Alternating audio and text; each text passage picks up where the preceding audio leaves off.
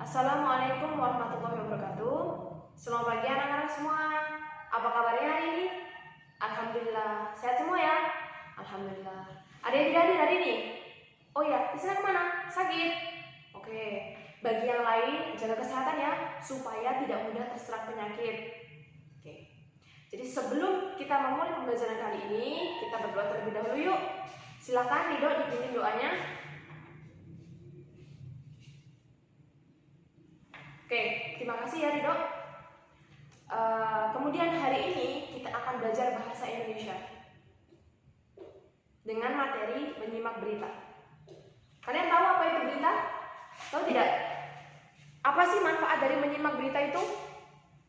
Iya, ada banyak sekali ya manfaat dari menyimak berita. Di antaranya kita bisa tahu informasi terkini.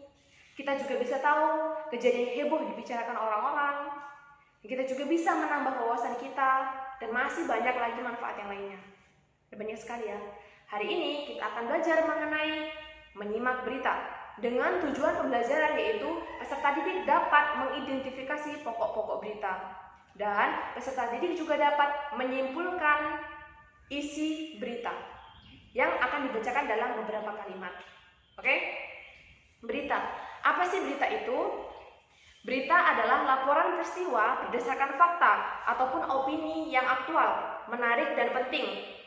Sedangkan menurut KBBI, berita diartikan sebagai cerita atau keterangan mengenai kejadian atau peristiwa yang hangat dibicarakan.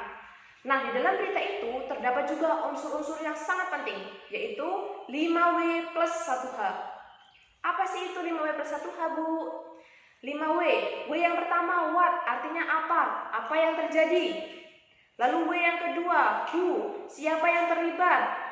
Lalu W yang ketiga why, mengapa hal itu bisa terjadi. Lalu when, kapan hal itu terjadi, kapan peristiwa tersebut terjadi. Where, di mana peristiwa tersebut terjadi. Dan how, bagaimana peristiwa tersebut dapat terjadi. Itu ya. Oke.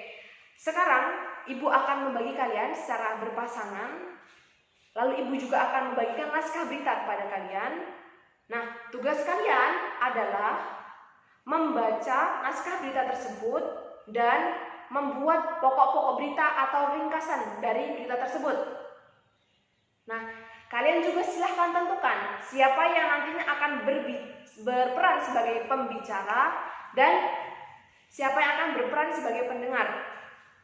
Siswa pembicara, silahkan kalian bacakan ringkasan dari isi berita yang sudah kalian baca tadi. Dan siswa pendengar silahkan mendengarkan dan juga mengoreksi jika ada pokok-pokok berita dari siswa pembicara yang kurang pas mungkin. Nah, setelah selesai, kalian bisa bertukar peran. Yang awalnya berperan sebagai pembicara, silahkan berperan sebagai pendengar, dan begitu juga sebaliknya. Oke, bisa dipahami ya? Setelah selesai, kalian bisa menyimpulkan isi dari berita tersebut atau isi dari berita yang sudah kalian baca, dan Ibu akan panggil perwakilan kelompok untuk maju ke depan dan membacakan hasil diskusinya. Bisa dipahami? Oke, baik. Baik, setelah melalui pembelajaran hari ini, dapat Ibu simpulkan bahwa berita adalah laporan kejadian yang aktual yang biasanya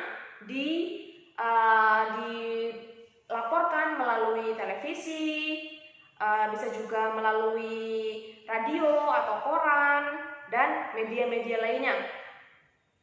Dan unsur-unsur penting di dalam berita itu ada apa, di mana, siapa, kapan, mengapa, dan bagaimana. Oke? Kemudian, jika ada yang masih bingung atau masih belum paham dengan materi kali ini, silahkan Ibu izinkan untuk bertanya. Cukup? Tidak ada yang bertanya? Oke, jika sudah cukup, Ibu cukupkan sampai di sini. Sebelum kita menutup pembelajaran kali ini, kita berdoa terlebih dahulu. Silakan Ridho dipimpin lagi doanya. Oke, terima kasih. Ibu akhiri. Wassalamualaikum warahmatullahi wabarakatuh.